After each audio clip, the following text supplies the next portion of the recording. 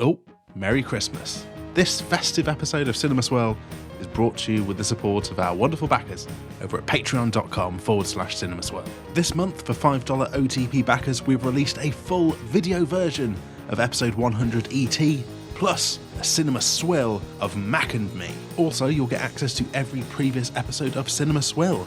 Do you fancy listening to Kevin and myself reviewing the Star Wars prequels over the holiday season? Well, that's your only way to do it. Head on over to patreon.com/Cinema Swirl to sign up or indeed to find out more. Right, enough about that. It's Christmas, so let's get swirling.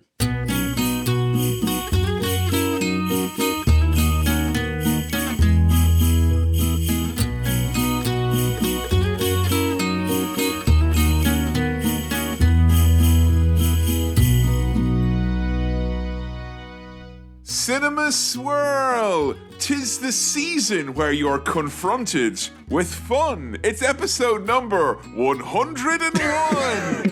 Coming to you from the holly jolly mountaintop of the North Pole, aka Hollywood, California, where me, Captain Santa Kevin Mann, and my OTP, Sam Chaplin, bonjour. Bonjour. We're gonna sleigh ride down this big old frosty track of Hollywood classics that he has not seen for the 101st time. Welcome, it's lovely to be here. I feel very festive. I tell you what, those number rhymes are the gift that keeps on giving. I'll tell you, we didn't go, and a lot of people might be listening going, where's Bundred for fun, as you previously earmarked behind a paywall, and all I'll say is, I've had a more of a think and realised it's not the constraint of having the double rhyme, it's actually freeing you up to two whole other worlds. You're making sentences now, folks. That's the type of rhyme that we're getting, you know? Yeah, we're here on Cinema Swirl, confronting you with fun this Christmas, and I'm ready to have some fun. I know what you might be thinking, the second 100 rhyme, and the height of my hubris, will it continue? I can only assume it will, you know? So tell me, Sam, if we were to have a bit of a vote right now, holly or jolly or both, how are you feeling? I'm feeling jolly. Yeah, I'm feeling jolly. I'm in the festive mood. Yeah. It's cold, but it's, you know, it's that good kind of Christmassy cold where you can wrap up and get all cozy. You look very festive right now. And I know we're on a visual format here, but I can confirm for the capacity audience in attendance that Sam Chaplin looks right Christmassy. I continue to look I always look a bit Christmassy, generally speaking. You know, that is the hairy bearded way. What's the most Christmassy thing you've done so far? What's got you primed into, you know, you feel like you're in third gear of Christmas right now on the motorway, getting up to speed here? Myself and Sophie, my partner, we went to Amsterdam this past weekend, and we went specifically to a little Christmas tree decoration shop. A little shop that was just decked out with tree decorations. It was tiny though, and obviously it's very popular because we're so close to Christmas. So I felt Christmassy being in there because I was literally just surrounded by tree decorations, but I also felt very anxious as a big man with a big coat on in a tiny little, you know, the stores where it's like ring ding ding ding ding ding ding. Just Christmas tree, thank you. You know, you'd be very kind of, you know. Now, I know what you're thinking. If you're listening back in 2020 or 2021 at Christmas, that seems like a nightmare situation. Well, oh, how times have changed. So, yeah, just, you know, decorating, you know, putting all the stuff on, you know. Putting up that Christmas tree, you know, proper crimbo, I tell thee. I'll tell you, I've had a little Christmas getaway. Yeah. I've put up the tree. Gifts have been wrapped. And dare I say more promptly than usual because of the threat of continued mail strikes and where we are at the moment. But, and I'll tell you this was unintentionally Christmassy. I caught myself in a hallmark moment where I was doing the Christmas cards. We had the list of all the Christmas cards. And I went, I better go and get some blooming well stamps then for these Christmas cards, given it is the season and all that. And again, the impending mail strikes were at the forefront of my mind. So I went down to the post office and I bought some stamps. And I was like, these are very expensive. And then I did all the Christmas cards and realized that with more Christmas cards this year than last year, which in itself is very holly and jolly. So I had to go back to the mail office and queue up. And they saw me and they went, are you coming back for more stamps? And I went, I know. I've actually not gotten enough for the Christmas cards now. Would you look at that? And I couldn't help but glow in that moment, and I hate myself for it. Look, Kevin, I'm happy to go along with your story, but we all know that you've been eating stamps again, and you need to, It's delicious. It's delicious. Yeah, it's something to do with that new glue they've been putting on them. It's tasty. I can't get enough. Absolutely love them. From a young age as well, I want to point out, right, from a young age, I was earmarked as a boy who could lick more than his fair share of envelopes. Because I get a good deal of enjoyment out of it, you know? You say you're doing more Christmas cards than usual. Have you succumbed to the wet sponge technique, or are you still licking? Sam, why do you think I'm even sending them out in the first place? I want to lick the cards. Yeah. I want to lick the cards. And then Joel always go to me, she'd be like, oh, doesn't that remind you of the thing in Seinfeld about the person who died from doing exactly that? And I go, I know, it not only is it tasty, it makes me feel like a badass. Yeah. So that's double Christmas. It's an exciting risk. Yeah, I feel very festive, very happy to be here on the festive Christmas swirl. I can't remember what we call it. Festive Christmas swirl. Yeah. Rolls off the tongue, exactly. And there's nothing more festive than what we have on our plates today. Oh, yeah. What have you got under your mistletoe, old Jolly St. Nick? Why, Kevin and Sam, it's your obligation from last year. Ho, ho, ho, ho. Yeah. Yay! Yeehaw! The Americans have finally got what they wanted. And yes, which is to come home to roost in America. We are reviewing A Christmas Story. Which one? No. We are reviewing A Christmas Story. It's called A Christmas Story. And I know usually around Christmas time they just call it Story, you know. Yeah. Other than that, it's known as A Christmas Story. It's like Brazil nuts in Brazil. They're just nuts. Exactly, yeah. You ever have a chocolate-covered nut while in Brazil? Oh, marron. Now, normally on Cinema Swell, it's like, oh, Sam doesn't know anything about the film. Oh, but I feel like I'm sort of representing the UK and indeed Ireland, I assume. Whoa! Who told you that? It's that British assumption of just like, oh, I can lump Ireland that in one as well. I want that, like, yeah. In saying that we all collectively don't know about this film, right? Well, you know, the rule was that this is Cinema Swirl, so I have seen this. I said that I would watch it in the intervening time, and I did. One heady August morning, I watched Christmas Story, and I have been dreading this day every day for 9 months since, where I am hoping I had something more to say about its impact upon me other than, yeah. And I may think that was because I watched it, again, I need to specify, under the duress of obligation and in August, which I don't think is how the creators of Christmas Story nor its advocates would have wanted me to. But the Cinema Swirl fan base are stone cold mad. And they don't suffer fools gladly. And I wasn't going to be coming onto this show having not done the homework, the due diligence, so this could actually be. We don't want another Void situation. We all went there, went to the Void in Godzilla. I'm not going back there. No, not good. The droning wasn't that nice. It wasn't that nice. No. You know, it wasn't worth it. So here we are in Cinema Swirl with probably the lightest parsley dust sprinkle of I have seen this movie before. Yeah, you have fulfilled your obligations so that you technically have watched this film. Now, if pre-swirl was changed from like the first fun kind of 25 minutes of Cinema Swirl, and that turned into like a form where you just ticked stuff. Yeah, done it. To proceed, I would have ticked that box. Okay. I mean, can I ask you do you have any fond memories of your time watching A Christmas No, Story? honestly not. No. It felt like it was in like an RPG game where I was like fire type and then someone cast a fire spell and I just kind of went, and it, you know, a zero floated by me and that was it, like, you know? Okay. But you wouldn't have been in the mood at that time of year. So maybe it didn't affect you because you had a kind of seasonal buff. And it was weird as well because watching something that you know it's for Cinema Swirl, but then knowing that you've got a 9-month window before you're going to have to watch it again. Yeah. Because I have to watch it again now. Yeah. Otherwise, it's not Cinema Swirl. It's not, pre-swirl. And then Kevin reflects on something he watched 9 months ago. And then we talk about, no, I have to watch it again now. So I had this kind of like podcasting blue balls business going on then where I was like, you know? But I was also anxious about the fact that I had literally nothing to say about it because, again, I have to stress it was in August. Yeah. And I realise now that this might be one of the least festive things that we've done now ever for Cinema Swirl, yes, alone a festive swirl, because I think I've talked about the month of August a lot more than Christmas up until this point. Yes.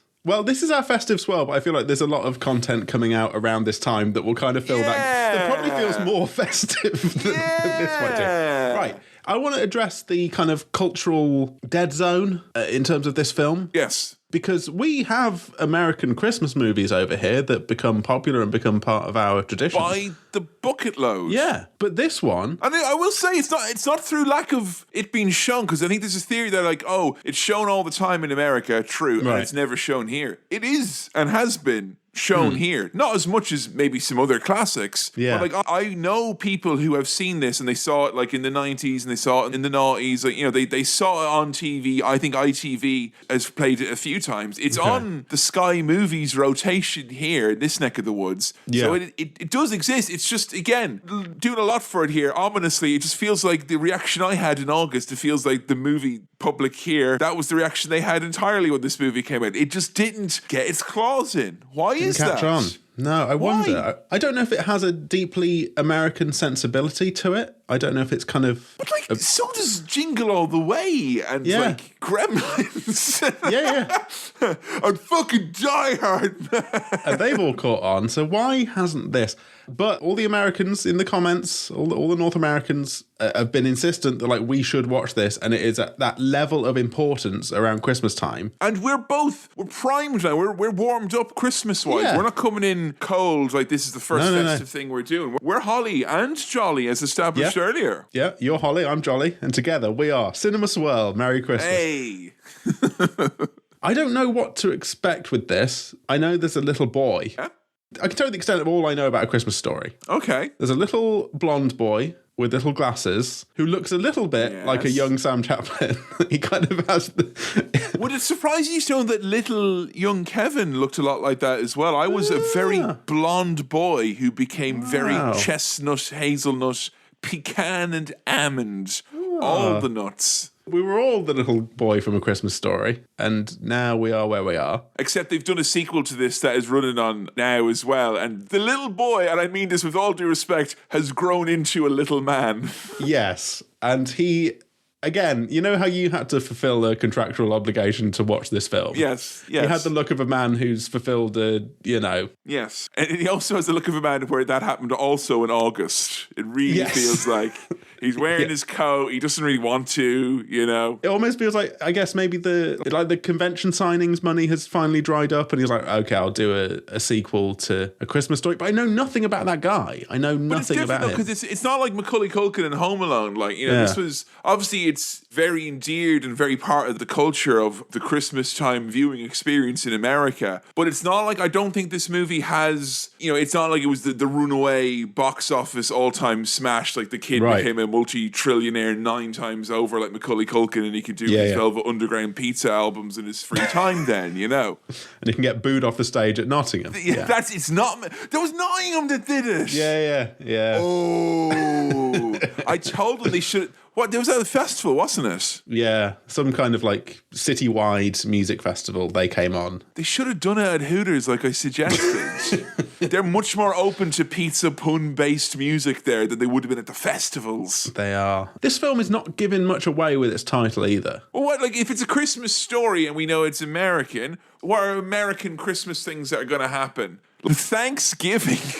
I need to get the biscuits and gravy for Christmas dinner, or whatever they eat over there. Whoa! Gee, there's an idea now, folks, huh? I'll report back. I will. I don't know. I assume it can't be the fucking chasing after a toy thing again. Toys are a part of Christmas, Toys are a part of Christmas, yeah. Yeah. Gifts, you know, you expect there to be gift-based plot lines? Look, Santa's going to make an appearance. I'd bet big on that. He's going to show up. Sam, are you putting it all on red? Is that what you're saying? It's Christmas. I'm putting it all on red. I reckon Santa's showing his face. Or at least, like, the bottom half of his face and his boots and his little belt around his waist. I don't know if he's showing, full Santa face. What, like it's an ad for a creamery or something, or a brand of milk where they just want to show you a glimpse of Santa Claus. Yeah. It's like, whoa. Oh, by the way, I don't know if this is an advert that is on over here, but while I was away in the Netherlands, I saw a Pepsi Max advert that had Father Christmas caught on security cameras drinking a cheeky Pepsi Max. When he's famously a Coke guy, and he's like, the holidays are coming, dude. And it's like, naughty Santa. Oh, he shouldn't be doing that. Naughty boy. The one I saw outside Lightopia in Prestwich said Pepsi Max Maximum Christmas. That's the one we had. So I don't know if we got the cool rye one that you got over there. No. In mainland Europe. I don't know. But I reckon Santa's showing up. The boys got to do something. Going to be funny, or is it going to be sweet? Sweet and funny? Slime out, gross out, over the top type of humour? Or no. We learned a lesson about Christmas. We learned that Christmas is the most important date in the Thanksgiving calendar. I'm sorry, I've got those two things. How do they have that many roast dinners? I know, yeah. We need an additional roast dinner holiday, I think. We need to have another one. Do you think that the Americans just like pretend to do Christmas? They're actually doing a cracking Thanksgiving. They're like, oh, yeah, we do that one as well. Yeah. Oh, yeah, no, what you get up to? Turkey? Yeah. Presents? I've got an adjective I'm going to use for this film, what I imagine it's going to be like. Saccharine. Yeah. Saccharine. Cloying? It could be cloying. There could be a bit of Are you imagining like a cake that's come in a can with a lot of juices compressed into it as well? Or I'm very hungry now. You can tell it's the Christmas season. I'm picturing a canned cake. I've got cake. Treats on the brain. I've got nothing to go on. There's a little boy and he does something. Maybe he saves Christmas. Maybe he is Christmas. Okay, here's one that might hone in your expectations. Okay. Fantastical or grounded? Are we getting a boots on the ground Christmas at the coalface? Or are we getting liberal, elite, Islington champagne sipping socialites, Father Christmas and reindeer and snow magic and elves? Okay, I think grounded with allusions and some slight references to the fantastical. A little bit of the magic of Christmas. Okay, yeah. All right. Yeah. So we're elevating the grounded reality of Christmas with the very same magic of Christmas. Ultimately, I think what Christmas is about is the magic of Christmas and the imagination of a child at Christmas. See, what is here, he's layering the Christmassy flavour there. And that reminds the dish that it's Christmas. Yeah. Look, it's going to be Christmassy. It's going to be very Christmassy. There's no doubt in my mind. What Christmas cracking song, what Christmas cracker is this movie most going to be like? You know? You know what I mean? Yeah. Like, energy-wise, where are we going with? Are we going for a proper hot jazz? Is it a wombling Christmas? Or is it going to be a... I wish it wasn't World War One, fighting Germans is no fun. Is it going to be one of that, like British shit Christmas? Hey, now. I don't think Noddy Holder's going to be coming around the corner knocking on the door saying, it's Christmas! I don't think that's going to happen. But in this movie, will your granny always tell you that the old songs are the bells? I wonder if it might be a kind of have a holly jolly Christmas. And at the end of the night, oh, I don't like that old snow. And then old Joe Snow comes down for a blow. That kind of shy Christmas, Yeah, I think it's quite far down on the Christmas crackers playlist, the song that would represent this movie. Okay. Yeah. I don't think you're very excited about this. No. I've got to admit I'm not, but I'm very curious about it. And I'll tell you as well, it's made me very appreciative of having done The Great Escape, because I had a cracking time watching that. Yeah. And, I'm not saying I'm going to watch The Great Escape again this year, but it has me primed for watching longer than usual movies over the holly jolly period. Nice. Look, I'm coming to this with openness. I'm not dismissive of it yet, but I'm trepidatious. I'm having a trepidatious Christmas. I'm not sure. I'm uncertain, but I'm interested. Intriguing. Yeah. Do you want to go into Santa's old bag before we watch this old movie? Yeah, tell you what, let's have a little dig into Santa's old bag.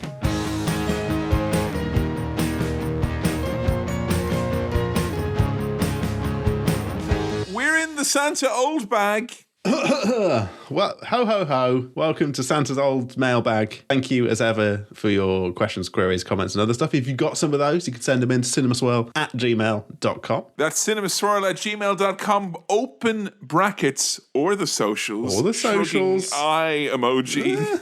You know, all the socials. In fact, all of these have come in to the socials, so thank you for your socials. Our first question is from Ross, who asks the following. Dear Kevin, in an earlier episode, you mentioned your corner shop still has a Captain Boomerang action figure for sale. My question is it still there? And if so, why haven't you bought it for Sam? That's a kind of gifting question. Since then, I've moved. That's how old that is. I think I've moved house since then. Ah, okay. That's the corner shop from the previous place where I lived. So right. I honestly couldn't tell you. That being said, when that happened, there was a higher percentage sighting in the wild of Captain Boomerang across all stores in Salford and Manchester. You went into a B&M, you'd probably find one. You went into a John Lewis, you'd probably find one. You know, that's basically what it is. Andy Burnham at one point was actually Captain Boomerang.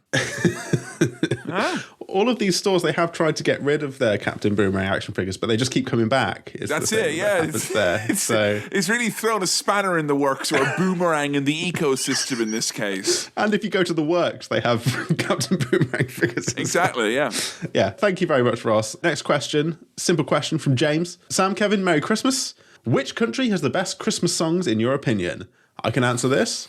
British, mate. Best of British. Get Noddy in, get him saying it's Christmas, and I'm happy. Oh, fuck, I hate that you're right. Yeah. Because it's like Ireland, like you had a few ditties here and there and all that, but we very much I was fed the diet of now that's what I call Christmas, and now what they called Christmas was mostly UK Christmas songs. And here's the thing, I'd say if we list them all up, I'd probably would score as many, American ones. And I'm going to pull in Chris de Burgh as my absolute all-time favourite Christmas song. He's representing Ireland there. Spaceman did come travelling, and it raises a lot of questions what you think happened at Christmas and you think happened at the birth of our Lord Jesus Christ.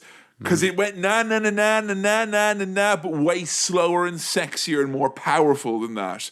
But the problem with the American Christmas music catalogue is that there are a whole genre, like country western Christmas music alone is like borderline and an affront to me. I just can't, I like country music a lot of the time, but country western Christmas music, no. Because it's not my Christmas. It's speaking to a vibe that does not exist at that time of year. And there's also things like where it'll be like, you put on the top 100 Christmas songs on Spotify, and then it'll be like the Christmas shoes. And that is actually a fucking song. It is. The Christmas shoes. And it's Christmas shoes. They are Christmas all the shoes. So, and I will say as well, if we're bringing in all of Europe and all that as well. Sure. Again, it's how I was raised, but oh, come all ye faithful. I'm talking about some of the old Christmas carols, Yeah. I can see that, but now that Baddiel and Skinner have released a Christmas version of Football's Coming Home, Three Lions, I mean, we've now got the greatest song of all time within the Christmas canon, so it's game over for all the other countries, I wish they do a Christmas version of Meat Pie Sausage Roll, where it's like Meat Pie, Greg's Festive Bake. Give us Great Goal. Mince Pie Festive Bake. Come on, England. Come on, England. Don't put on bloody sad Greg Lake. More Christmas footy songs is what I should say, Give me more of them. Do it again. Keep doing it. So, thank you, James. Bit of best of British. Two more questions. Okay. First question from Wrestling Referees Are Wizards on Twitter, who writes the following. You've said you've never ruined Christmas, but have either of you ever saved Christmas? Hope you both have a great holiday. Ooh. Now, I can't remember if I've told the story, and this is completely ignoring what the question is here. Told the story of my brother ruining Christmas for my dad a few years ago. I don't think so. I've not. My dad's a big George Michael fan, massive fan. And he, of course, died on Christmas Day a few years back, George Michael. What, your brother did it? No.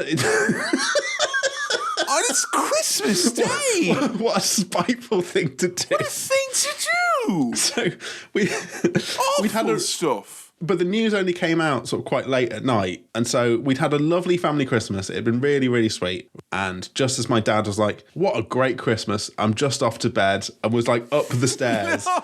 My brother went, oh, George Michael's died. And then just soured that Christmas completely for my dad. And we've always thought that my brother should have just waited. My dad would have found out in the morning, but it wouldn't have. Yeah, but he was going off to a cold, dark room to reflect on it. Literally hand on the banister, like halfway up the stairs. Like, what a great Christmas. Another one in the books. And then that and imagine came you're out. Full of Christmas dinner and food as well. You have that then? No. Oh, no. But I don't know if I've ever saved Christmas. What I probably should have done I thought you were being like, and then I brought him back to life and everything. No. That wasn't you setting up and I saved Christmas. If I could go back in time to save Christmas, I would slap the phone out of my brother's hand and just like cover his mouth and say, just don't say anything. That's how I would do it. That would be the Christmas that I would know how to save. But I've never had to save Christmas. I feel very lucky to have not had to be in a position where I need to save Christmas. So yeah. I mean, I feel like the closest I ever came to that was I remember my dad really wanted to go see Paul McCartney, and it was like on like Christmas Eve, the concert.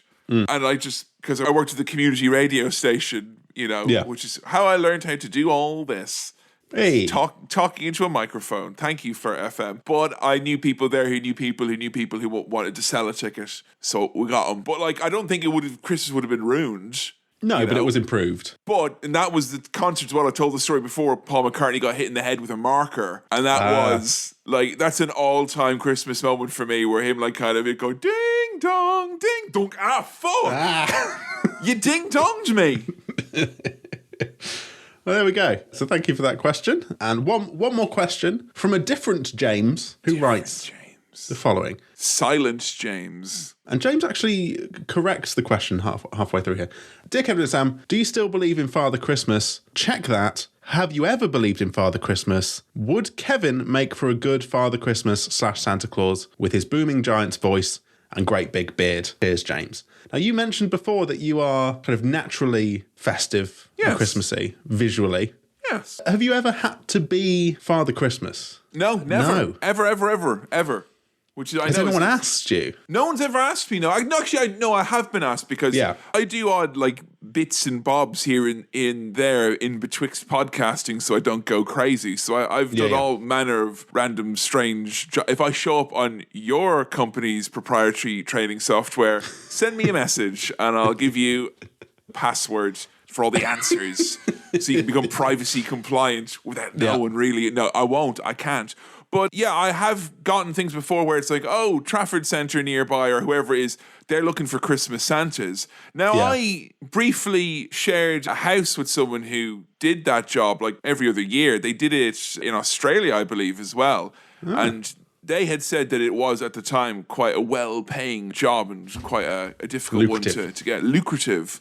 But any time I've seen it around the Manchester way, it has been like a really poorly paid position, as in like it's something that's the way they're pricing it is like they're treating it like this is the bottom of the barrel type of thing that you could apply for and get paid for, which I think that's weird because I always thought a store Santa, particularly in like a big shopping center, you know that shit's taken seriously, and I thought that it's not just let's get someone off a website for the lowest amount of money legally possible. So as a result, I've always thought like, I don't want to go do a Santa gig and it be kind of like cheap and naff. If I want to do Santa, I'll give you. I've got a good Santa in me for sure. I want to be asked by Tony Soprano to do it for the community children, or type of a thing. I'm not, Well, that's what I was picturing. I wasn't picturing like necessarily a paid gig. I was picturing like Kevin, come on, you've got a beard, help us out. We need to, But sure, if you say you're Santa these days, they'll lock you up and throw you in prison.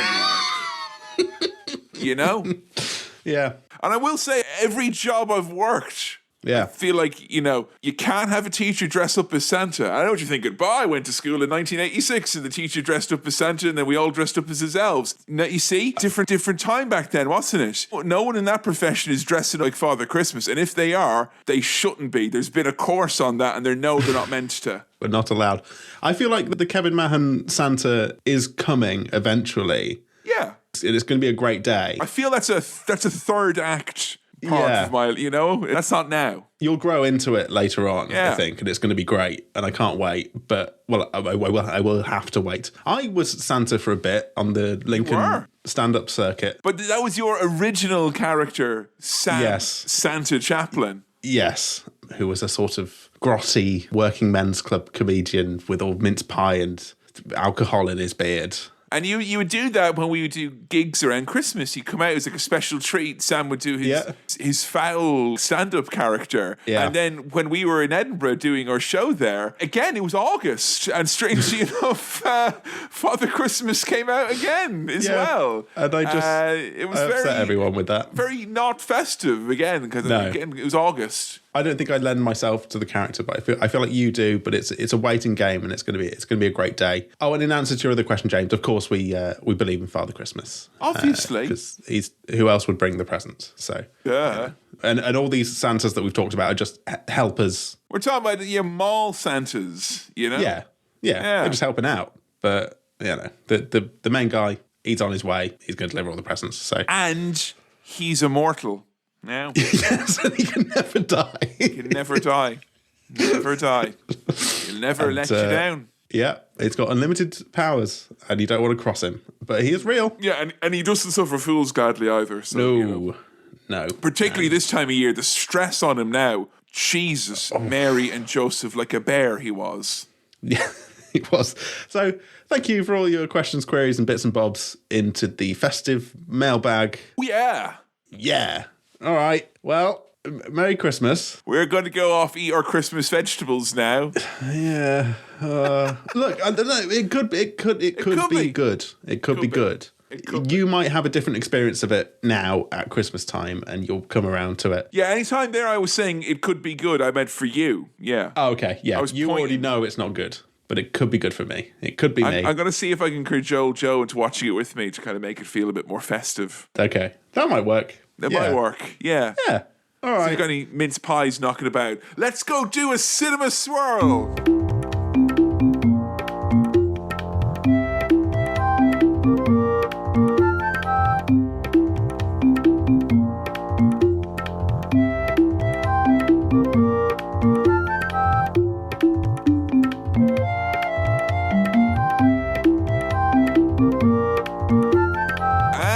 We're back. It's at that time that Kevin and Sam came back to their podcast to talk about the film A Christmas Story, the highlight of the Kidtopia Kidtopolis calendar every single year in the Kid-wide universe. Sam, initial gut reaction to A Christmas Story. Now, right, okay.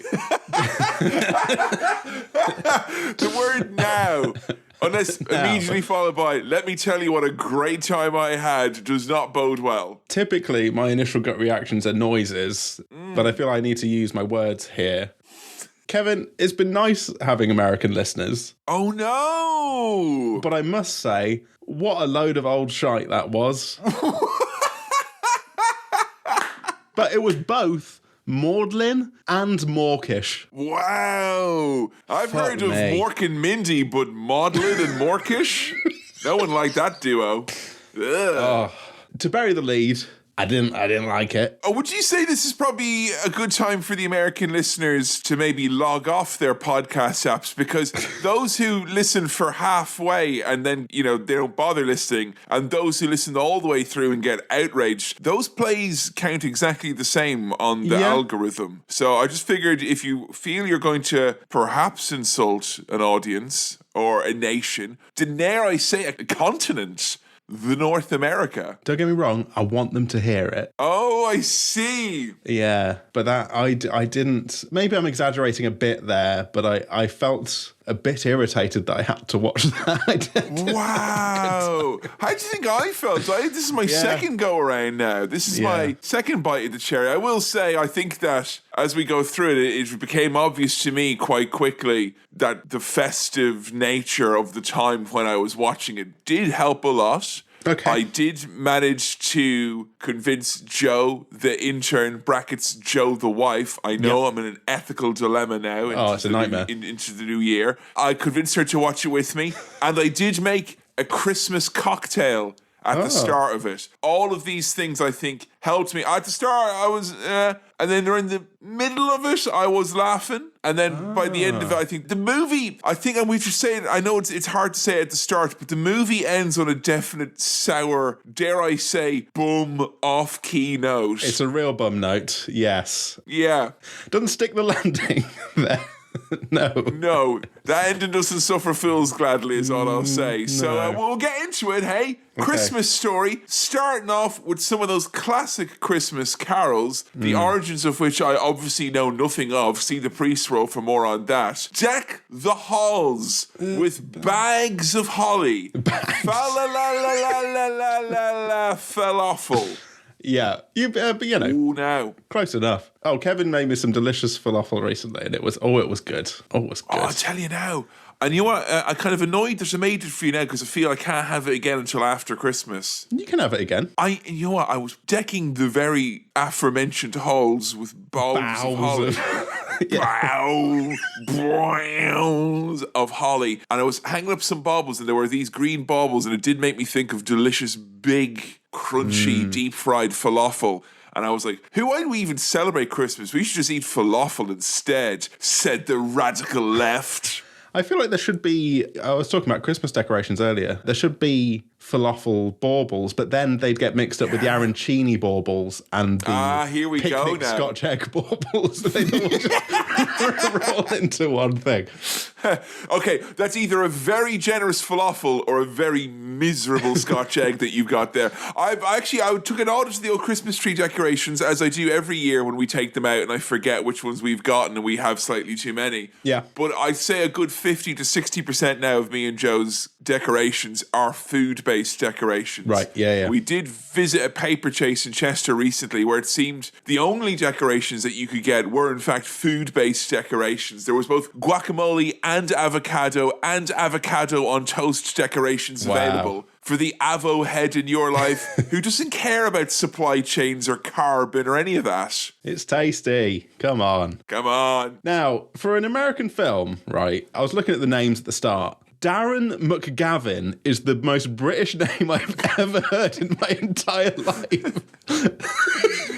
Up there with Colin McWilliam, you know, you're just chaining first names there, aren't you? Yeah, Darren McGavin. And look, we kick off straight away with the whole like nostalgic old man narrating his childhood, which is not... We've had this before a few times on Swirl. Not a bad framing device. I'm okay with it. Surprised this wasn't directed by Rob Reiner now that I think about it. He loves that. That's his favourite. That's his favourite thing. But the kind of, as you alluded to at the start, the references to kiddom and the kid calendar, and I was a kid, and it was kid time. I'm a kid, kid world. I'm a kid. What point in the movie did the very middle-aged man talking about being a kid, what point did that become creepy for you? Because I was, 10 minutes in where I was like, all right, I am going to submit the narrator to prevent now, just in case. Yeah. Got to pass on the details there. He's just got a little bit, yes, there's joy, but there's a wicked enthusiasm there as well. I almost wish I could be a kid forever. I don't like being... You see, the thing about me being an adult is I'm just a really old kid. Yeah. Look. And having seen just the picture of A Christmas Story Christmas, where, as we said before, the little boy certainly did become a little man. And I know it's a different lad. I know it's not the... Different voice. They didn't get him from the future to come back and voice it. Or they didn't get the kid to record the voiceover and then pitch it down. But, like, I have the image now of this, like, slightly weird-looking older man. Yeah. Who is the boy aged up, made to kind of really look like the boy for the purposes of marketing this sequel movie on HBO Max. And I've got this voice that's somewhere between Adam West and a lobotomy. It's kind of... Yeah. It's not working for me. And it's hard for that to be... That's our whole movie's frame, folks. Yeah? Yes. And I may not judge a book by a cover, but I may hold a movie's narrator against it when I'm putting its feet to the fire. What I will say is I didn't love it, but it grated a little bit. I think the way that he's speaking about stuff and it feels overwritten and just a bit irritating. It kind of feels like he's talking to children in a post-apocalyptic society where there are only children and the stories get passed on, you know, and time hasn't moved forward since the I guess it's the 40s, 50s? Yeah. Late 40s? Old time. Here, if we are talking about... Sorry, I don't mean to sound creepy, but if we are talking about the most spectacular event on the entire kid year calendar... Was that Christmas for you growing up? Because I feel that might be overstating Christmas. No. Christmas is the big one, I think. I submit respectfully, and this may be at the August when I watched it originally. Yeah. The summer holidays, though. Awful fond of those as a child. Yeah. I mean, if you got summer holiday presents, then now we're talking. But, you know, Christmas, you got gifts. No one's singing School's Out for Christmas. No. School's out for 2 weeks. But again, if the money runs dry, you know, might expect that as a Christmas single, and I wouldn't be mad about it. Yeah, it's Christmas. You go to the big department store and look at the Higbee's window. Oh, there's trains and little men and robots or whatever. Windows, the original ads. I had a few chuckles in this. There was a dorky kid with his nose pressed right up against the glass. That's always a bit of fun. And yeah, I think that's one of the movie's main strengths, is that while at the same time being very saccharine and nostalgic and like kind of being overwrought with the joy of the way things were, they don't mince their words in terms of like, there's a lot of screaming, gross, horrible children in this movie, and you see them at their worst. Yes. And I think the only thing we can say that was all right about this scene was that someone didn't lick the glass where the kid had pressed his face against earlier, because judging from the way we go later, that's what I would have expected of the movie, really. Yes, you mentioned in the pre-spoil that did I expect this to be a gross out film, and it's not a gross out film, but it is sometimes a bit gross, you know. It is. It's authentically gross though, and I have to praise the authenticity. Having been a formerly very cute-looking child that was no doubt extremely gross, you know. Being a child is disgusting and gross. Like the whole process of it is sort of the whole mucky business, the eating of worms, the face pressed up against things, snot, piss, shit, sick. If you're an anxious child, you get that as well. I was the limited child. I had the sick as well, you know. Awful, fucking messy, disgusting thing, indeed. Yes. Gross. And it is Christmas, though, so I think it's good to remember that that's not always a bad thing. No, it's all right. You can tell this is an American film because the thing the kid wants most in the whole world at Christmas time is a fucking gun. Kid wants to fire off for Christmas. The kid wants to protect his land for Christmas, and I'm pretty sure this was filmed in an open carry state. I noticed as well now, we're talking like this is the 40s or whatever it is, right? Yeah. And like, I'd say a good half of the toys that are in the window there, it's like World War II stuff. Like, that's like the original Star Wars, wasn't it? Actual wars. Yeah. And to be like, oh yeah, I saw that on the telly now. That's the Nazi plane. Like, I want one of those for Christmas, in the way that someone may, for instance, want Slobster from Street Sharks, like one of the villains of the piece. Pretty hardcore. There's not enough Christmas propaganda for kids now, is there? There's not enough stuff to be like, hey kids, play war. You know, you might... I mean, well, since Ben 10 was decommissioned during the Iraq War, there hasn't been much need for it. You know, the younger generations haven't got as much interest for it anymore.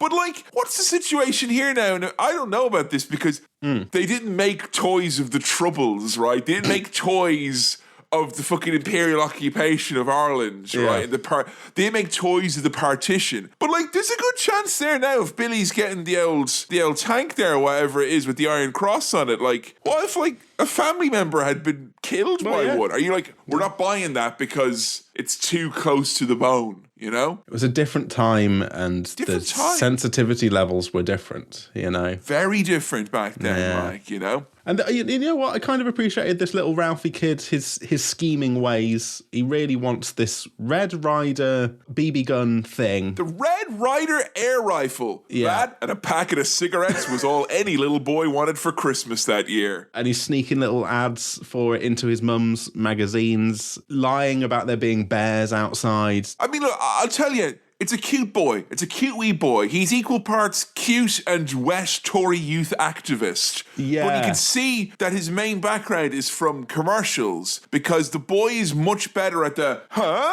You know, I've eaten this soup and I can't believe it face. Anytime he's actually needed to do a sustained bit of talking or do more than go over there and wipe the shit off your mouth and eat the soup. If he has to do anything more than that, the boy starts to struggle a little bit, I think. It's very telling that the poster image is a still from the movie because even when he's moving, it looks like he's posing for photographs for products. But he's got great face acting, you know, great little kid face acting. And, you know, Macaulay Culkin, we can say it now, at this little boy's lunch and his dinner and the starter and main course as well, let me tell you. And shot his eye out. Like, if there ever was a little white American boy version of The Simpsons, you know, cuter lamb, get that other boy out of here. He shouldn't make anything for another 29 years because of this. I must say to you, I was surprised that the boy didn't think to write a letter to Santi straight away. That would have been my go-to now. If I was really trying to push it. It wasn't his first instinct. Is this pre-letter writing? Like in post-war, could the US mail service not handle let's admit it, the superfluous, superficial letters to Santa that are all, you know, they're all going to be ground up and turned into chicken McNuggets at the end of the day?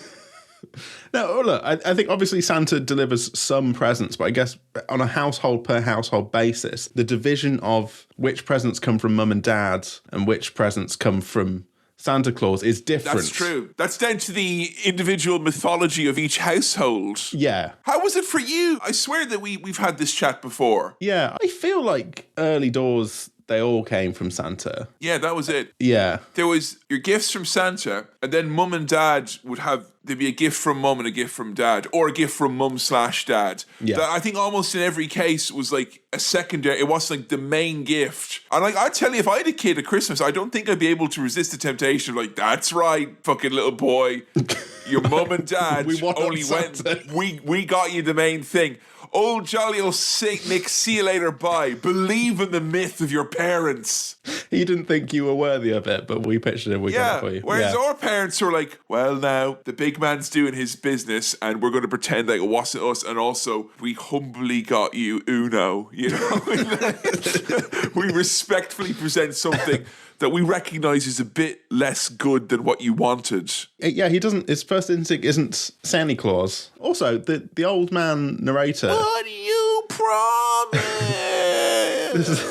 There's a phrase he uses when he's not, you know, the mum's not latching on to the idea of giving him this gun. He says, "I could feel the Christmas noose beginning to tighten," and I'm like.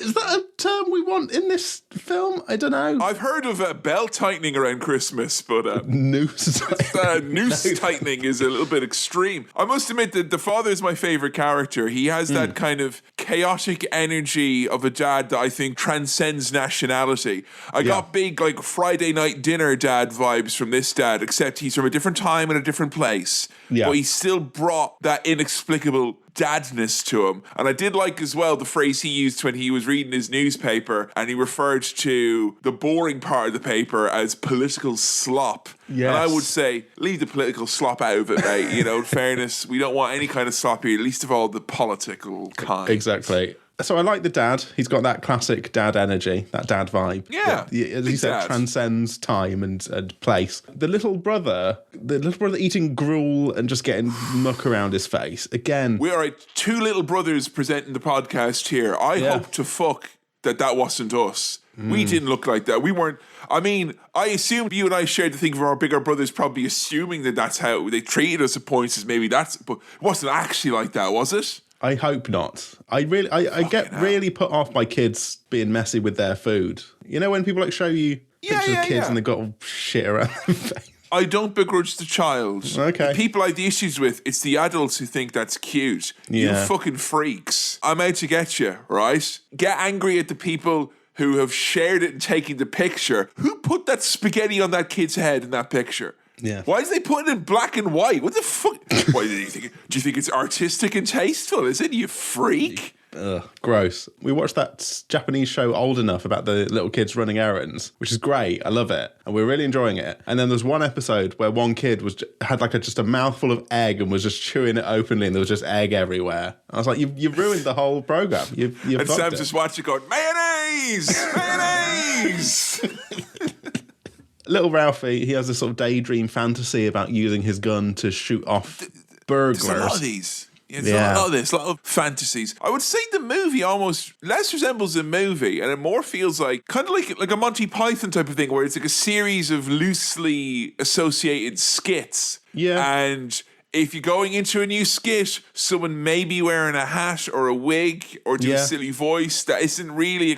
like, a lot of the times he goes into his fantasy and it's kind of like, oh, it's a little bit like the Old West. And other times it's just kind of like, I don't know, he's doing whatever because it's his fantasy. I will say, little boy, if you're having a fantasy and your fantasy involves owning the red BB gun, the red rifle, the Red Ranger's rifle, why are you calling it Old Blue? Yeah. Or is he Old Blue? Or is the gun is all blue. It's the Red Rider. Nah. Fucking awful. The editors of this film have really discovered the silly fast motion button on their editing console. The kind of... They just love speeding things up and having people run around and look all fast. So I'd say they shaved a good 15 minutes off the movie with the amount of times they sped up scenes that weren't funny enough. You know? Well, They're like, come on, right, this bit isn't as good. You know, like when there's parts of this podcast aren't as good, we naturally go into a 1.5 speed to save you having to fiddle around. Yes. You don't need to go anywhere near that button. We'll do it for you. The way the mum dresses up the little brother for school, wrapping him up in the big sort of Michelin Man snow outfit. Yeah.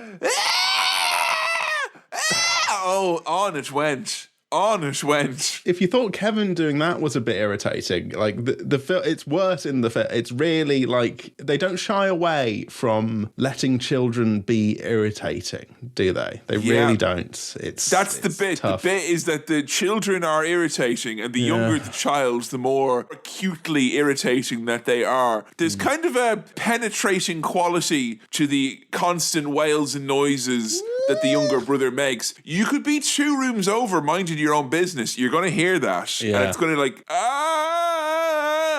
It travels through walls. The little gimmick that he can't put his arms down in his, because he's so wrapped up, is a bit of fun. I did like that. I feel like, I don't know when the best time to bring this up is, but I feel like The Simpsons has kind of called back to some of the stuff in this. So this little scenes and and it bits. It does have that kind of quality to it. There's kind of like the slightly dysfunctional madcap, but unquestionably loving family. I'd say, there's very big Simpsons energy, and particularly the Christmas episodes and all that. Yeah, I agree there. I was wondering, do you think that the boy won like a contest to get into this movie? Like, you could say that of many of the children in this, that they won some sort of Christmas contest to be in a Christmas story movie. Well, there's some kids in the next scene in the classroom who accidentally look directly at the camera, so it does... It gives you a little sense of like, oh, there's maybe a competition winner element to some of the performances here. Well, Sam, you wouldn't understand this, but back in the day, in the good old 1950s, me and some of my classmates used to pull funny pranks on our teacher. We'd all go in and all of us would wear a pair of false teeth. And then old Mrs. Smith would come in and gosh darn it, she'd ask us to take them out and we would oblige. Truly the greatest generation and the funniest one as well. Yeah. Just, how's that, like... How can the movie present such madcap weird shit, like proper chaotic stuff, and then it's like, and then we had a joke. The most mundane prank you've ever seen. It's the most mundane. Yeah. Capitalistic. You all had to buy those teeth.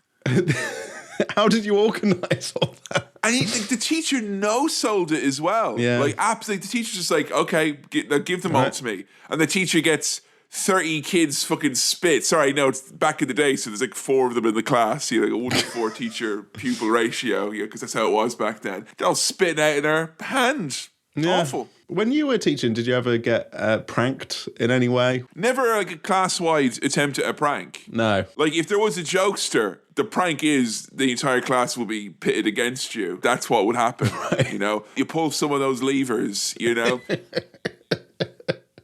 You have the seating plan, and then you have the seating plan in bold, you know, Right. the spicy seating plan. It's about diffusing those situations before they come. I honestly, I was disappointed. I was always hoping I would get, like, a high-end prank. Like, we had a teacher in our school who had a hearing aid, and everyone in our class started, like, humming at a higher octave every time he left the room and came back in. Like, unimaginable cruelty. Yeah.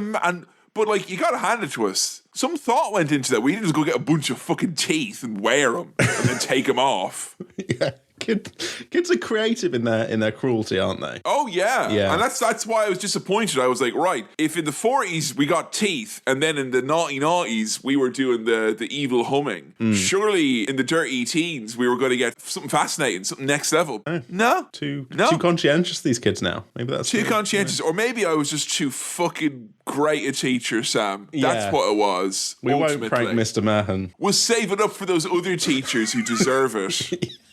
The ones who really have it coming, you know. Yeah. The weak ones. The kids are arguing about the nature of whether you can get stuck to a lamppost from licking a cold lamppost. Oh, well, your old man's doing nothing but picking goobers and licking his asshole. I don't believe a beaten damn thing that he said.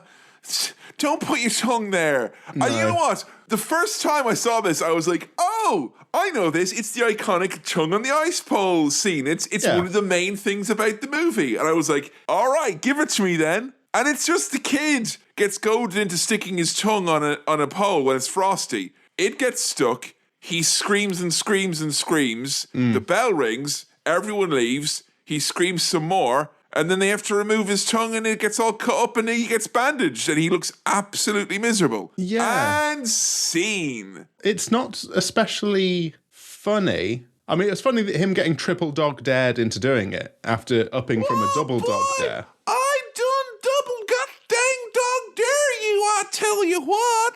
And at that point, you got to do it. I mean, You got to do it, like. the pole looks gross anyway. Like, it's not like, it doesn't look clean. It looks kind of rusty and messy and gross. And it's been frozen, so the bacteria that have survived are the really hardy ones. The ones that, like, they don't even flinch with the antibiotics come out. You know what? I'll give credit where credit's due. There's some very good stuck tongue acting from the kid in question. I mean, Joe was like, it looked like it was legit. you got to hope that it was acting because it really looks. I don't think I could do that. I could pretend to be stuck to something so convincingly, unless they just, back in those days, just Oh, it's stuck fine. the It was kid's just tongue to glue. the thing. It was just- Yeah.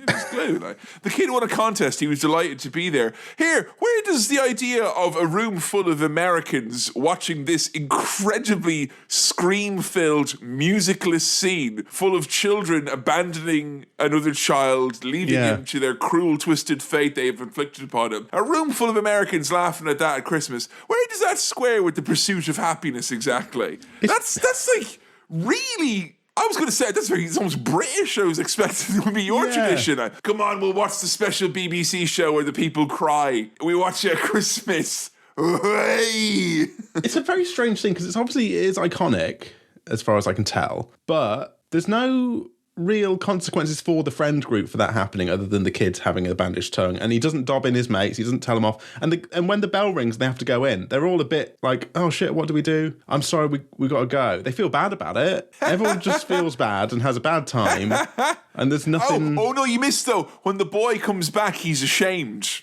as well. He's really ashamed. The physical and emotional pain. Crying. Yeah.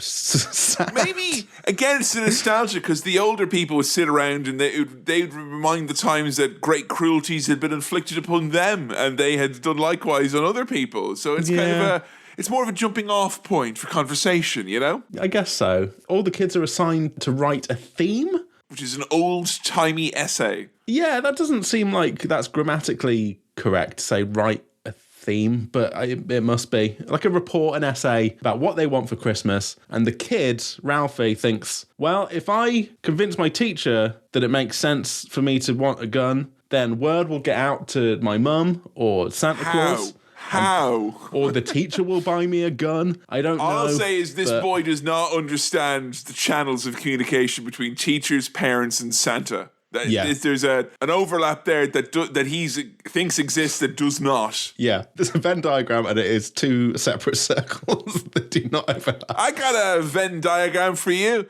It's your ass and it's overlapping with the fists of the wild boy, Scut Farkas. What a great boy name. Scut Farkas.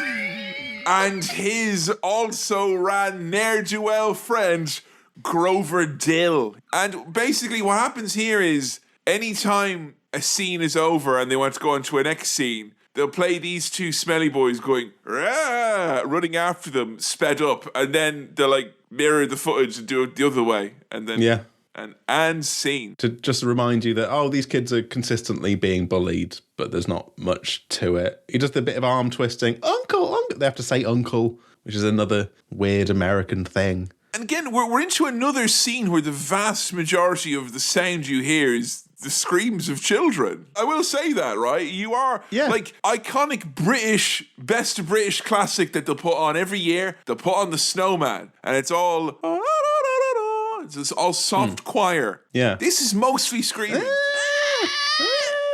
Yeah. All the different types of screaming, the yelps, wails, they're all in here. We've got Scut doing some laughing. He just laughs all the time and goes, ha, ha, ha.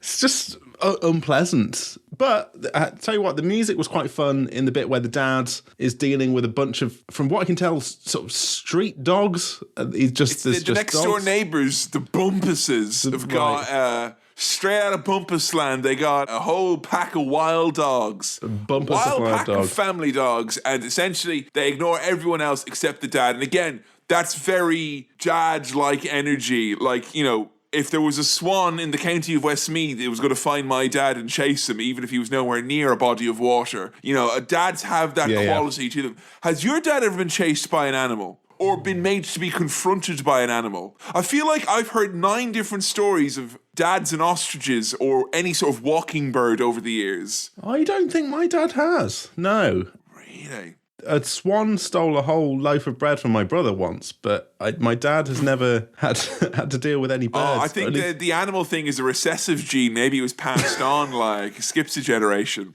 I'll have to ask him. Next time I see him, I'll say, have you ever had to deal with any walking birds?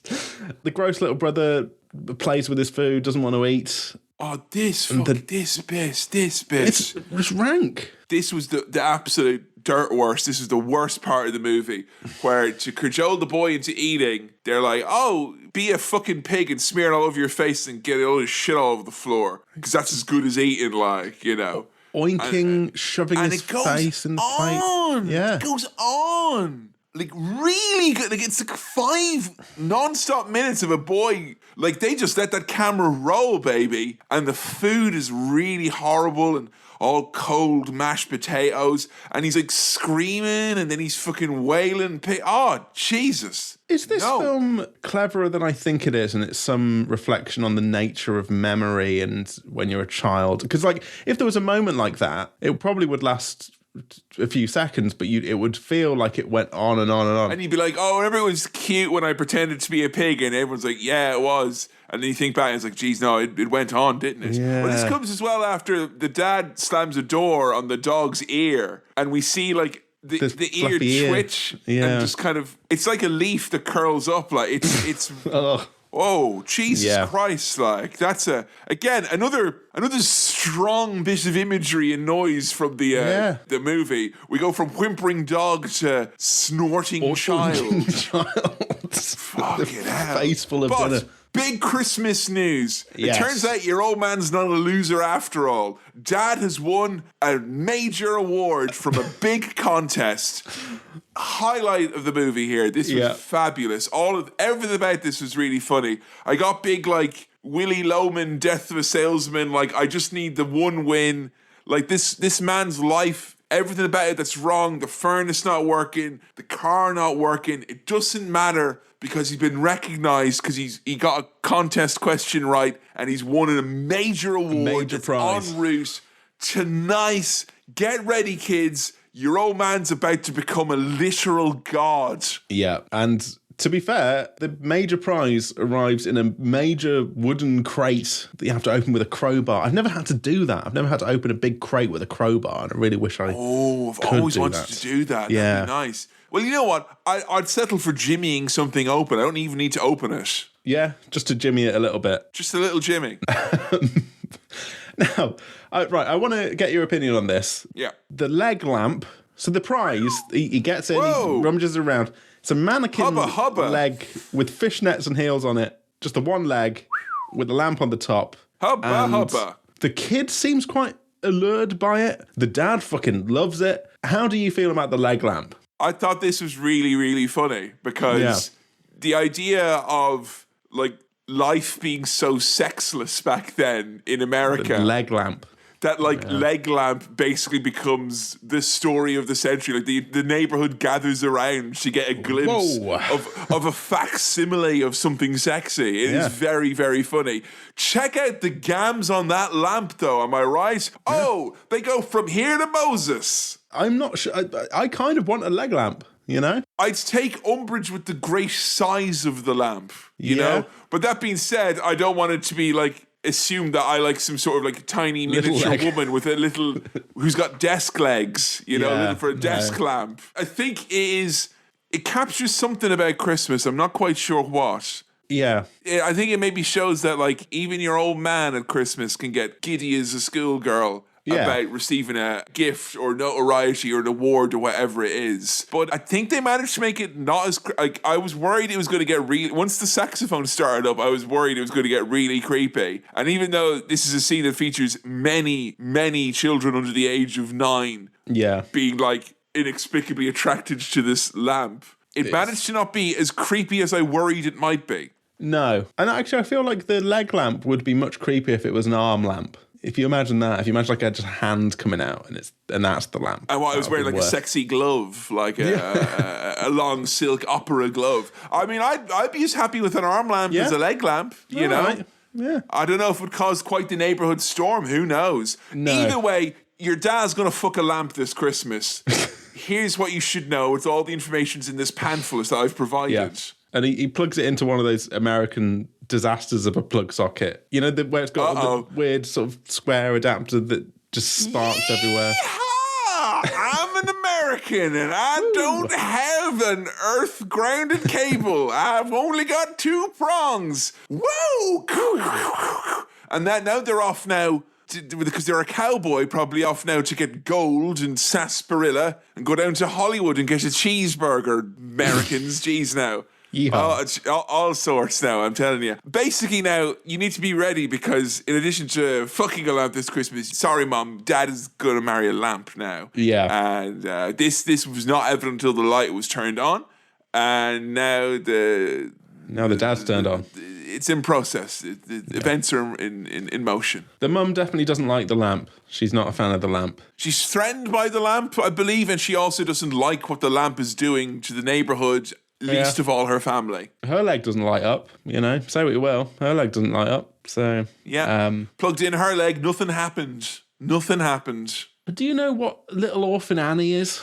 Because I don't. I've heard the name, but I don't know what it is. It's Annie, the musical, right? I know it was like a... Is it? It's like one of those popular characters. Annie was in books and musicals. Is that the same Annie? Yeah, because Annie's an orphan. I'm an orphan. I've got no mom or dad, and I know. You know, that's Annie. Yeah. I know. I realised when I said books there, I think I might be mixing up Little Orphan Annie with Pippi Longstocking. Right. Pippi Longstocking basically is kind of like an interdimensional being.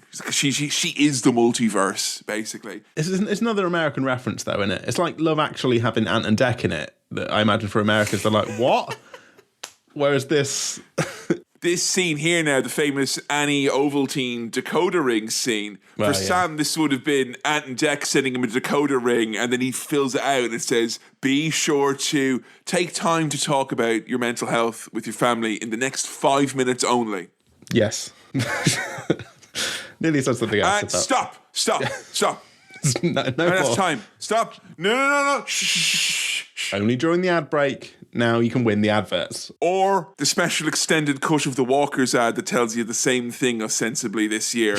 Then you can talk about it. Otherwise, shh. I had a little chuckle at Ralphie's Daydream where he gets an A++++++ for his theme and gets carried around the classroom like he's scored the winning goal. What was going on with the teacher here? What was she in this? I think she became like English. A dame of some sort. I'm not sure why. More fast forward motion of the bullying stuff. We just, they love it. That's right. Yeah. It may be Act 2, but Scup Fank is still at large. The family's buying a Christmas tree. They're buying it from the actor Kevin Eldon by the looks of it. You just see them haggling for a tree, then they tie the tree to the roof of the car. And I think that's the bit that reminds me of The Simpsons. Them in the car with the tree tied to the roof. With a shit Christmas tree and all that. Yeah, for sure, yeah.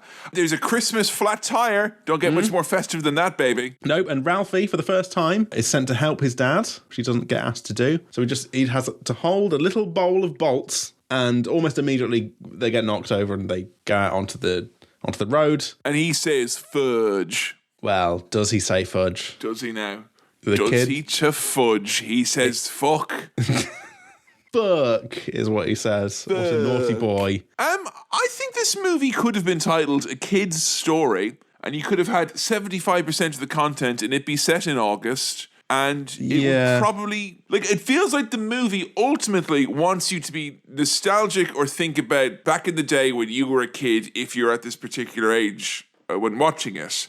Yeah. A lot of the nostalgia, a vast majority of it, it's Christmas adjacent at best. Yeah. Helping your dad with a flat tire, wanting to get an A in school, shitty family dinners, your brother screaming, It's just kind of sketches of childhood memories rather than a proper story of a film. I think the Christmas thing is there to kind of tie everything together and make you think that this has a more interesting narrative than it does. It felt like this was originally cut up into 27 bits and then played throughout a telethon or a Children in Need type of event. You know what I mean? It's not an actual... It's not meant to be watched in one big go. Michael Barrymore is meant to do a rap in between. Ralphie gets his mouth washed out with soap. That's gross, isn't it? That's, horrible. Yeah, I always thought that was a figurative thing, not a literal thing. Yeah.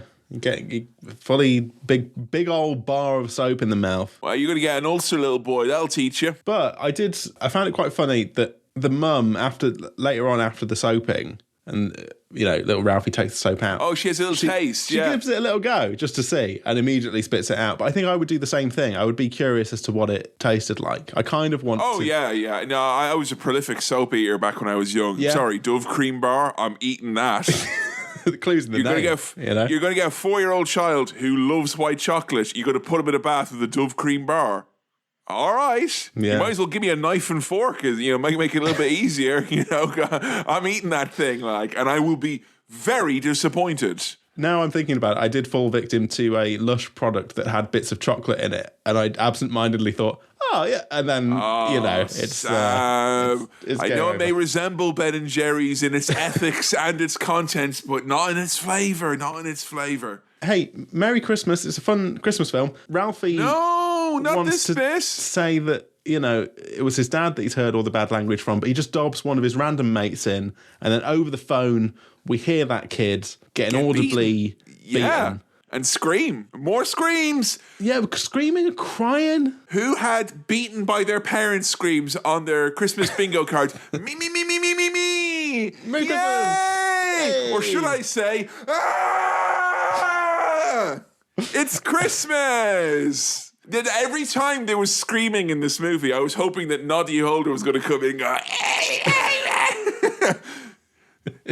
is that child screaming? No, he's just asking if your granny always tells you that the old songs are the best. It's fine. Don't worry about it. Don't get worked up over nothing.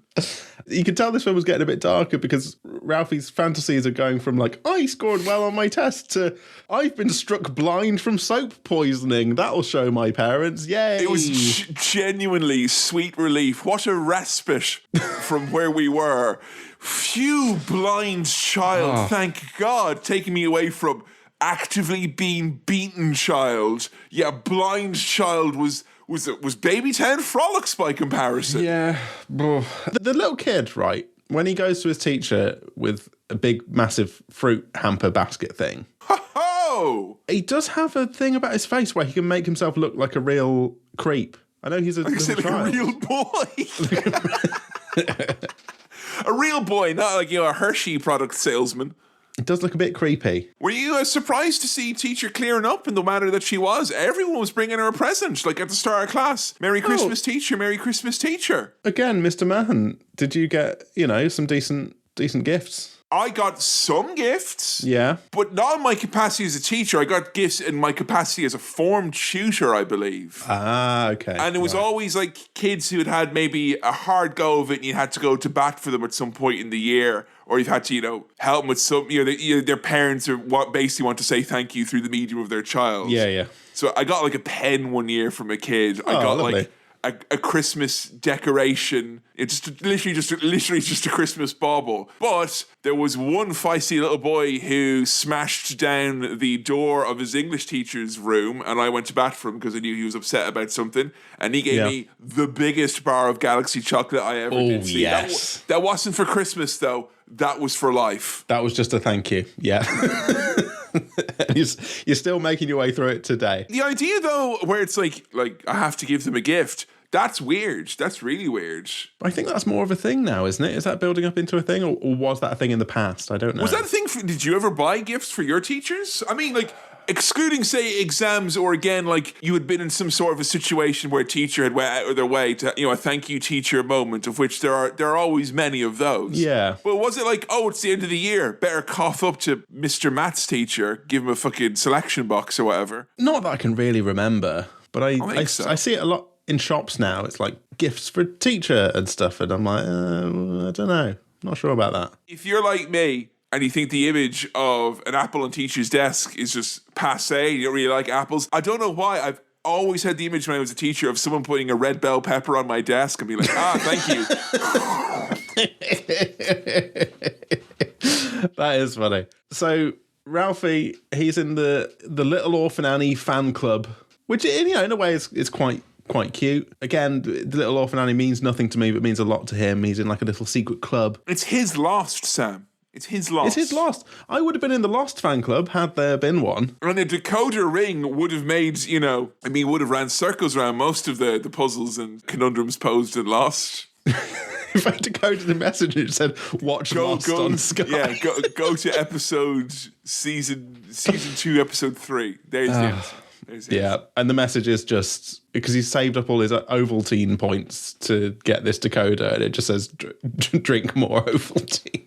Yeah, keep your regular, little boy. Drink your Ovaltine. I think this was probably one of the best parts of the movie. In that, if the movie is seeking to kind of show you how you view things as a child versus the reality of them, and the seriousness with which the child took this, I empathize with that greatly. Not that I had a decoder ring or anything like that, or even had live broadcasts. You didn't have the BBC codes they used to put up if you were a coder or a home or whatever. But the idea of taking something super fucking seriously and you're a kid and only you can realize the music in this bit, the close cuts on him getting out he's fucking in the war or something. Tense. That is excellent. Very well done. And he's not in a war or a tense situation. It's just his brother needs a poo, but he's hiding in the bathroom. Too much Ovaltine, that's your problem, little boy. What did I tell you about the regular? Family controversy time. While the dad's downstairs smashing the furnace to pieces or whatever, the mum's upstairs smashing the leg lamp to pieces, and we don't see what happens. We don't know what happens. Well, that may well be, but according to Daddy's will, the leg inherits the entire house and the car. I really laughed at the sad dad trying to repair his lamp and just as he puts the shade on top of it, it just crumples, and it reminded me a lot of Bake Off. You know, when they like get to the end and they've got like the one little bit, and then it just goes and it just collapses. They always cut to the ad break at that point, and they show you like a little pan shot of the shit broken cake. Joe made the observation that the father behaves and acts and swears quite like a sim. You know, he kind of gets things a bit wrong. He's always, his arms are invariably in the air, and he's never quite clear about what it is he exactly wants. It's a very good observation. And I will say, there was a brief moment where the father, not only did it feel like he had reclaimed his lamp, dare I say it, Sam, I think he made it even a little sexier, because there was a couple of very well-positioned tears on the stocking, which made it look a little bit provocative and punk rock.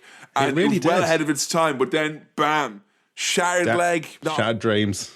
It's shattered dreams, exactly. Yeah. Not a happy Christmas anymore. Speaking of shattered dreams, Ralphie only got a C+ on his theme, and the teacher said, "You'll shoot your eye out," which is a recurring thing. Yeah. Everyone's saying that to him. So he goes outside after that defeat. Who's there, though? It's none other than Skunk Fungus. He's here with his cruel Brock Lesnar eyes. Yes, he does have Brock Lesnar eyes. He does, doesn't he? Those kind of evil pig slit eyes. I can picture Brock saying, "Hey, Four Eyes, how do you like your snowball sandwich?" Can you imagine Brock Lesnar saying, "When I say you come, you're gonna come"?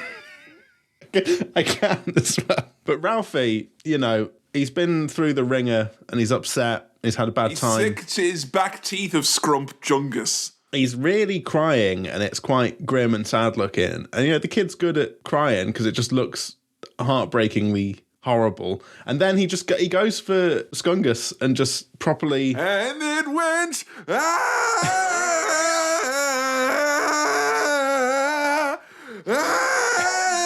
Again, another type of screaming. We have an extended scene of a child losing their absolute shit, beating another child half to death, and in the most classic, you know, childhood way possible, they go over to the child who's beating another child up and be like, "Oh my God, are you okay?" I said that beating took a lot out of you there. To be fair, it's his mum scooping him up, so, you know, she would think he was in the right somehow. Oh no, your poor bloody knuckles. They're red raw from beating that child to death. Scum Dingus had it coming. He's, you know, I'm not sad for him. The little brother who, you know, probably had a face full of gruel, is hiding under the sink crying because... That was cute, where he's getting at his desk like a little man, and you're like, "Would you like a glass of milk?" And he's like, "Yes," and they close the cupboard after him. I like that. Dad's gonna kill Ralphie.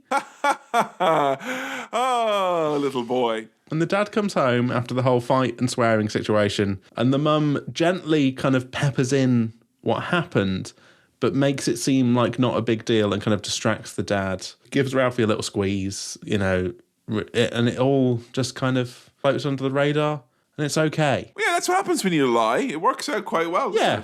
Yeah, it's a nice lesson for kids, you know, don't... Very effective social tool the boy has learned there. Like, if the lie will save you. Most of the information came out, but it just wasn't delivered with the necessary weight to it. And that's how you get by, you know? And that is why the father did not kill the son. This time, you're going to check out the sequel to see what happened next. Did it happen? Did it happen? Finally, Ralphie's like, "Oh, I'm going to ask Santa Claus."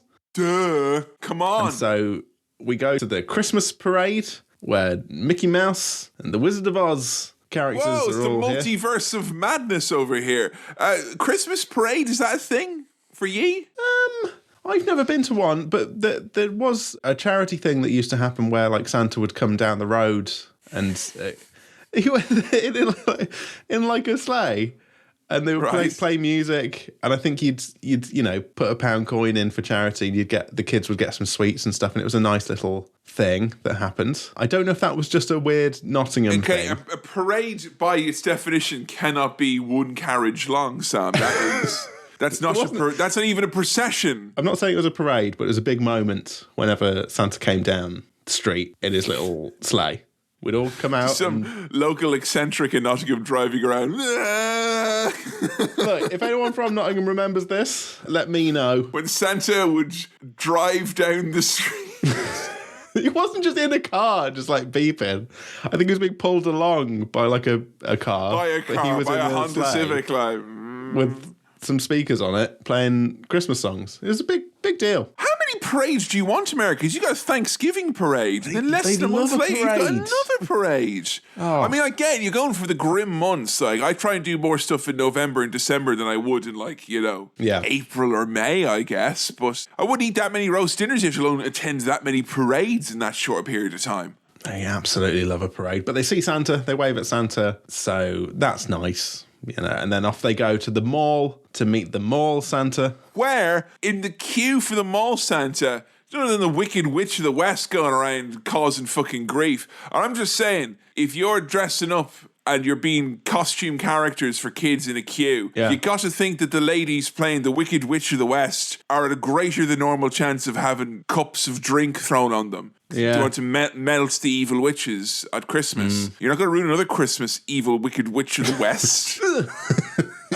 Get away from me. There's a little kid with like flying goggles, sort of dressed like, is it Roy Chubby Brown? It's sort of Fucking hell, Sam. It's got that. Imagine that little... He's dressed like this little boy's dressed like a racist. And he just does some horrible jokes. No, he's just sort of saying, I like Santa, in a kind of I like turtles way, which is kind of a sweet little bit. And he likes the Wizard of Oz like a nerd would. Yeah. I like Star Wars, if that's what he would say if it was set in a different time. But it's old shit, like the Wizard of Oz. Shit. Even lamer than possible.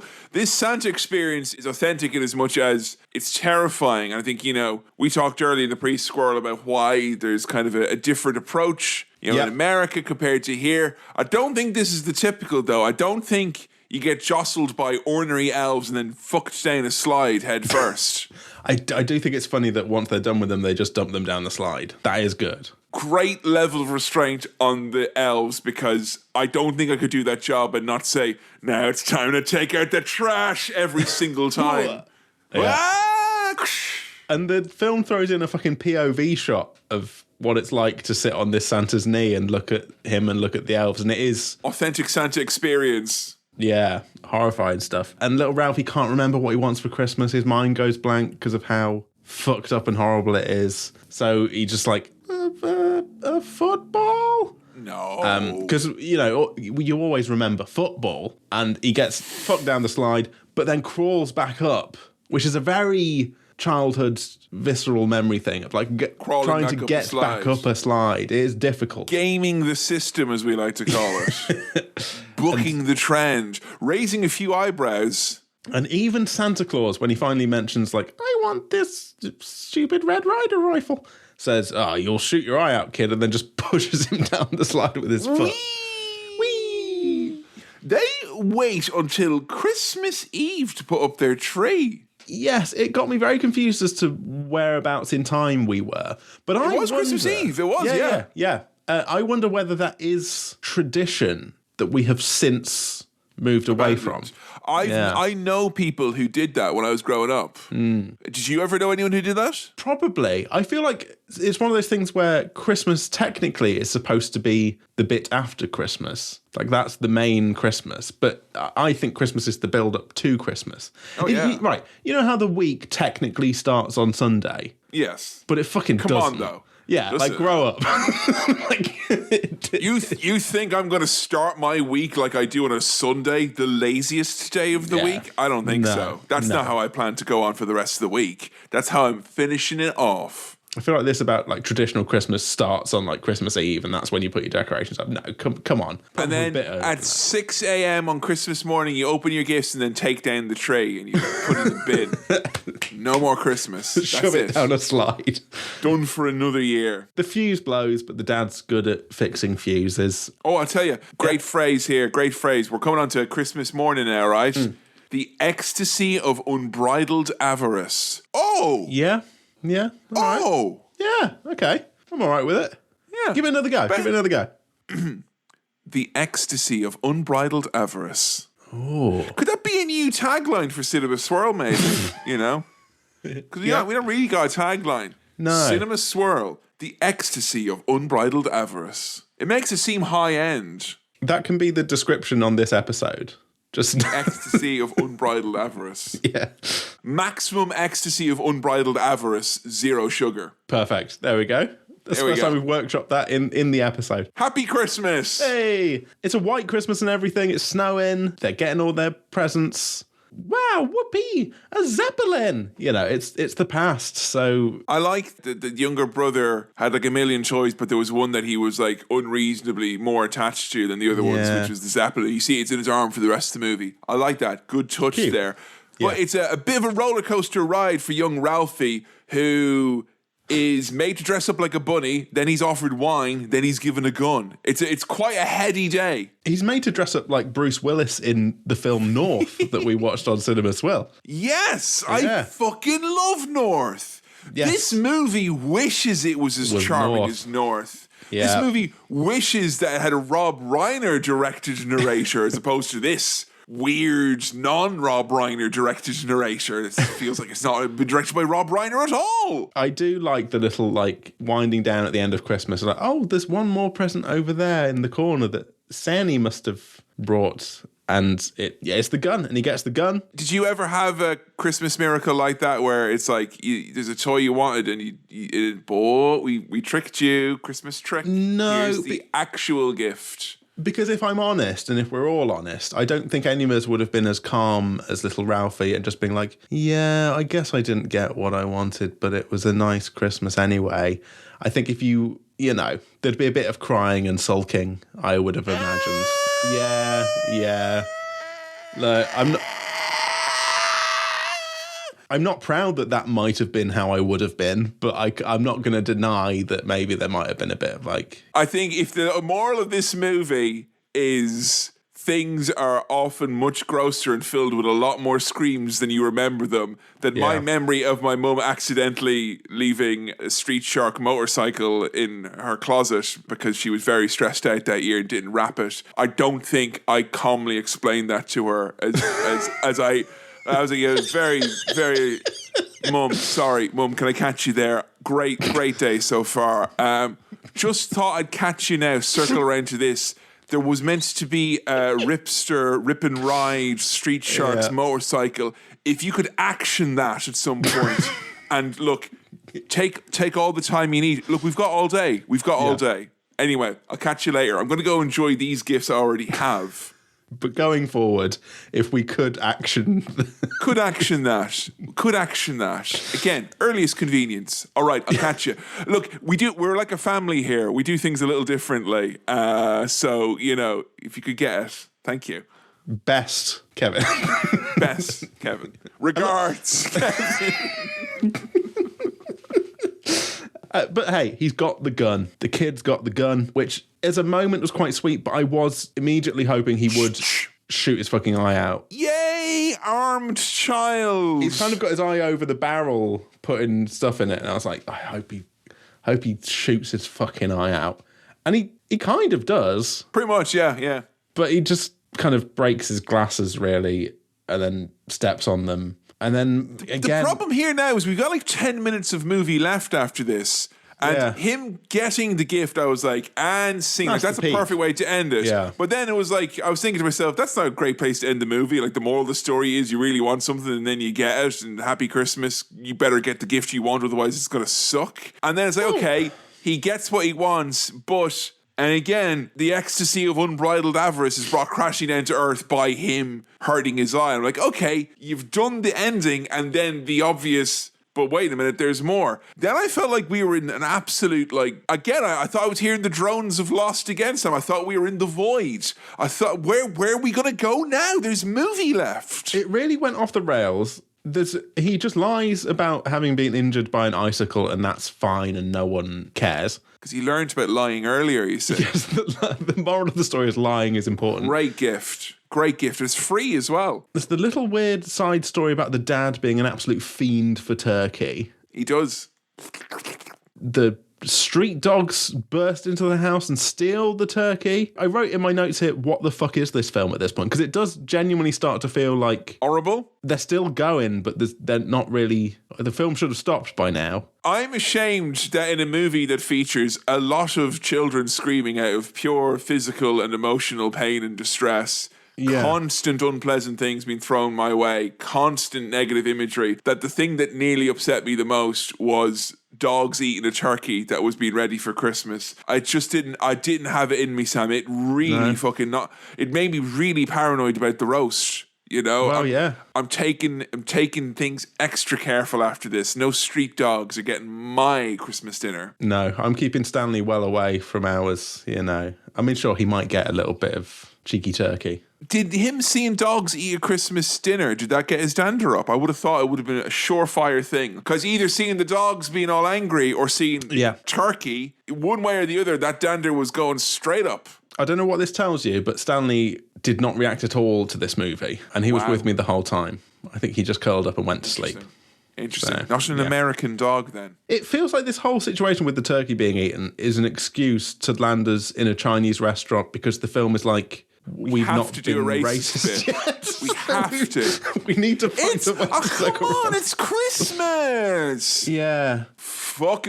Look, you know, if you've seen it, you know what it is. If you've not, it's like, imagine what would happen if people were like, what if we did a bit where we're in a Chinese restaurant and we made it like, you know, we made fun of the Chinese. Proper had a go at them, like. That's basically how we end the movie. But it doesn't even seem in keeping with the tone of the film. It because it's not. Comes out of nowhere. There's for a movie that depicts and shows a lot of cruelty throughout. Like cruel things happen all the time. But I would say it's not an ill-tempered or a cruel movie. You know, it is. No. Still, generally speaking, got its heart in the right place. We've watched a lot of movies on Swill, a lot of comedies where you could tell like it's punching down into a bucket of fish, and it's really cruel. Like, you know, think of Dumb and Dumberer, for instance. Yeah. But like this movie, I'd say there's no way you can include racism at the end of a movie that is, generally speaking, family friendly up until the point, and it doesn't catch you off guard, but it somehow managed to catch me even more off guard. Yes. It didn't set us up for this kind of tone. And I watched this with the subtitles on. That's right. It was racist and it was tonally inconsistent. Yeah. Almost as bad. But I watched this with the subtitles on, and the subtitles, and they had to change spellings of things. I just thought about the subtitle as being like, oh, for fuck's sake, I've got to now participate in this thing that you've just in case you were hard of hearing or you had to unmute. No. No. You're gonna get this racist bit as well. Yeah. For those of you at the back, listen up. And after this whole thing where, you know, a turkey comes out and it still has the head, and the chef cuts off the head and they go, hey. And then you get the voiceover saying, after the racism bit at the end, the voiceover going, and that Christmas would live on our memories forever. Because we couldn't get over these people. They were different from us, you see. And oh my God. And like during this entire scene as well, like the entire family are literally pointing at the Chinese people going, you stupid idiot. Yeah. And then only in America would the sweet, cute ending of the film be a child asleep in bed, cuddling a fucking gun. Let's rock. It was what it was. Yeah. That's your thing, Americans, is it? That's your one? That's your one? That's the one you want. I think I'll take the internment camp 3-hour war epic any day of the week.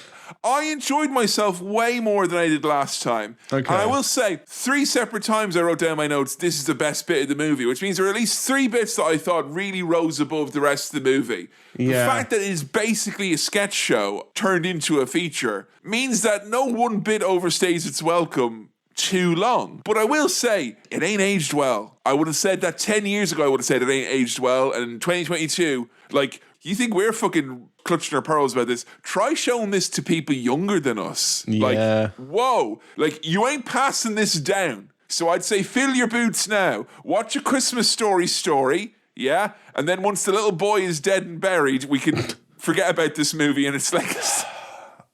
But it's such a... I saw it 90% on Rotten Tomatoes, this one. It's popular. People love it. It's Christmas for him, Sam, you know? Christmas tradition. And look, you know what? Here's something that I think is very, very important to remember. Yeah. Christmas doesn't exist in a vacuum. right? And we said last year at Elf, because Elf came out and the couple of years of difference between you and me, Elf meant nothing to me whatsoever. You know, a lot of other people my age it did, but it wasn't part of my Christmas diet. It never became part of it, and ergo, I didn't consider it a big deal. We were doing this like kind of list, you know, rank the top however many Christmas movies of all time. And there were loads of movies in there that I'm like, oh, that's the known naff movie that no one likes, like Nativity and Christmas with the Cranks and Arthur Christmas and like all, like even Fred Claus. All these movies I'm like, oh yeah, I remember when they came out. Everyone, they sucked. But there are people now younger than us who like grew up with those movies, and it's like, fuck yeah, stick on Arthur Christmas. It's a classic because we watch it every Christmas and it makes me feel like Christmas. The actual movie is besides the point. Whatever it is in your Christmas, that's yours. But this one has got racist bits in it though, and I'm pretty sure Arthur Christmas doesn't. No, and look, if we choose somehow to ignore that bit at the end, it still feels like a kind of strange, kind of irritating, meandering. Like, the best thing you can say is that the moral of this movie is don't get hung up on that whole spirit of Christmas thing, because it's just a bunch of screaming and commercialization, and it's a mature Christmas movie in that sense. It's a very, I'll invoke Greg Lake again, it is very much the I Believe in Father Christmas of Christmas movies. Hey, it's got its moments, but it is trying to make you feel, I think it's trying to make you feel sad in there a little bit. Maybe? Yeah. Pursuit of happiness, guys. It's in the Constitution. You know what? I kind of welcome the replies in the comments. You know, come at me with this and explain what I'm missing. Can't wait to talk about this in January. Can't wait. Because I'm not getting it, and a lot of it feels extremely American, and that's fine, and that makes sense for that not to resonate with me as much. Like, a lot of the cultural stuff going on is North American stuff, and it just doesn't quite apply to me, and doesn't hit me with the same feeling of nostalgia. It seemed like you liked it a lot less than me. You had a good time with this. Yeah. I had your August experience of this. Yeah, maybe you should have had a viewing in August and then watch it again next Christmas and see how you get on. I've not had much luck on CinemaSwell with like American Christmas films. No, because you didn't like National Lampoons either. Really didn't like that. But I could kind of see why people liked it. But with this, I feel like I don't know where its huge reputation has come from. Oh, Jesus Christ. Well, I'm very excited. How many Star Wipes we put on top of the old Christmas tree this year then? Sam, I didn't like Christmas Story Chaplin. I think we might be approaching all-time lows here because you don't tend to give out very low ratings, and I think your previous lowest rating ever was for National Lampoon's Christmas. And dare I say, I think you like this less than that? I don't know. It's hard to tell. You like them both very little. I think there were look, when we went through it and I looked through my notes and we talked about it, there were bits that I thought were funny and that I smiled at times. And How many times did you laugh, would you say? I'd say 4, maybe, which is, you know, for some films, pretty good hit rate. And it's not a laugh out loud, hilarious film, but there were like little bits and moments that I liked. Those types of laughs. And the kids put in a good shift, you know, doing his acting. No, they don't. They fucking suck. They do. Bless them, but they suck. Look, I need to go with my gut here, and I had a figure in mind, and then I'm thinking, oh no, maybe I'm being too hot. A Christmas Story, the American holiday classic. Gonna give that but a single 1 star wipe. Oh my goodness. Happy Christmas. You heard it here first. Oh, thank you for listening to this festive episode of Cinema Swirl. This episode was produced by Kevin, it was edited by me, Sam, and I also did the music. If you'd like to support the show, then patreon.com/Cinema Swirl is the place to go. If you want to follow us on the socials, we are at Cinema Swirl on Twitter and facebook.com/Cinema Swirl on Facebook. If you've got any questions, queries, comments, or other stuff for the mailbag, then send them on in to cinemaswirl@gmail.com. That's cinemaswirl@gmail.com. And please do continue recommending the show to your friends and anyone you think would like to listen to it. All right, Merry Christmas, and we'll see you soon. Bye.